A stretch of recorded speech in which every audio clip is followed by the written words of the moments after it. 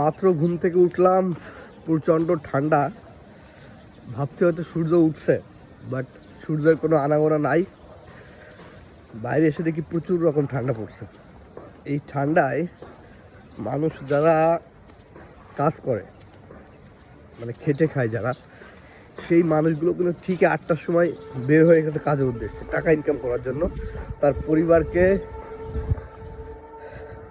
জীবিকা নির্বাহ করানোর জন্য, বা যে অর্থনৈতিক অভাব সেটার জন্য মানুষ কিন্তু কাজ চলে গেছে এই ঠান্ডায়। আর আমরা ঠান্ডায় তো লেপের মধ্যে কম্বলের মধ্যে শুয়ে থাকি, যাদের একটু কোনোভাবে চলে আর কি, কোনোভাবে চলে।